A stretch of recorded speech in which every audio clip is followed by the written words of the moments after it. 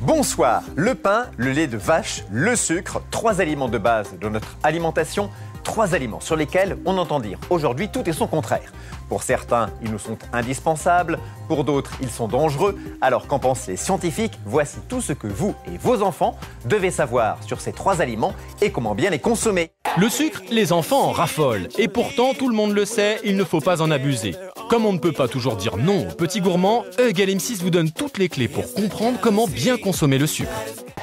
Les autorités sanitaires le disent, évitez de manger trop gras, trop salé, trop sucré. Alors le sucre est-il l'ennemi numéro 1 de notre santé? Faut-il le bannir de notre alimentation?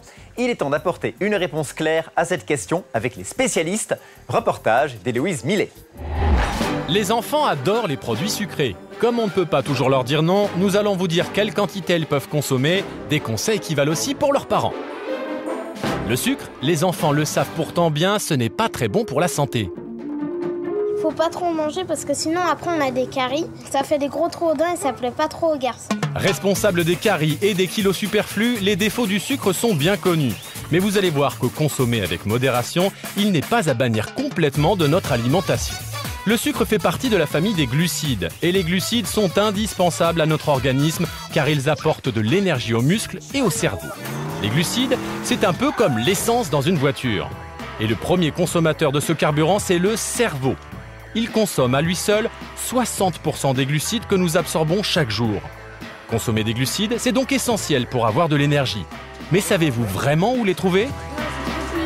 Alors les enfants, vous allez chacun me montrer un aliment qui contient du sucre. D'abord, il y a ceux qu'on connaît bien. Bonbons, gâteaux, céréales, fruits, c'est facile. Ils ont tous un goût sucré. Mais regardez, ce n'est pas tout. Il reste les légumes et puis il reste les féculents. Mais il n'y a pas de sucre dans les légumes. On mange les légumes et les féculents salés, mais ce n'est que du sucre. Des aliments qui contiennent du sucre, il y en a donc beaucoup. On peut les classer en 3 catégories. On les répartit en sucre lent, les féculents, les légumes secs, les céréales, et en sucre rapide, dans lesquels on a les sucres indispensables, fruits et légumes, laitage, et puis les sucres bonus ou plaisir. Et vous allez voir qu'ils n'ont pas du tout le même effet sur notre organisme. Pour comprendre, regardez cette course. Les sucres rapides sont utilisables immédiatement par l'organisme. Ils vont donner beaucoup d'énergie d'un coup, mais pour une courte durée. L'effet coup de fouet sera suivi d'un bon coup de pompe et on aura envie de manger à nouveau. Les sucres lents, comme ceux du pain, c'est l'inverse. L'énergie qu'ils fournissent sera moins fulgurante, mais disponible plus longtemps. Cela permettra de tenir jusqu'au repas suivant. Résultat des courses, les sucres lents sont à privilégier, mais les sucres rapides ne sont pas à bannir. Il faut juste trouver le bon équilibre entre les deux. En fait, pour une femme adulte, comme pour les enfants, il faut environ 1800 calories par jour. Et sur ces 1800 calories, 50% doit être apporté par les sucres. Ce qui fait à peu près 1000 calories de sucre par jour.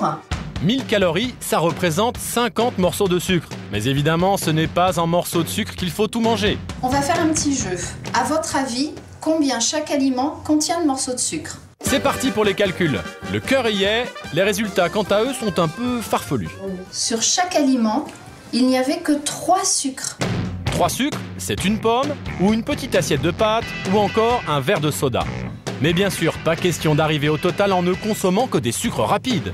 C'est super, ça veut dire que je peux manger plein de madeleines et boire plein de soda. Et non Blandine, certains sucres sont plus importants que d'autres. Tout cela, il faut que tu en manges tous les jours pour bien grandir et pour que ton corps ait toute l'énergie dont il a besoin. Voilà donc la dose à ne pas dépasser. Pour toutes les friandises, pas plus que l'équivalent de 3 sucres par jour. C'est-à-dire un soda ou un gâteau ou quelques bonbons. Maintenant les enfants, il va falloir choisir.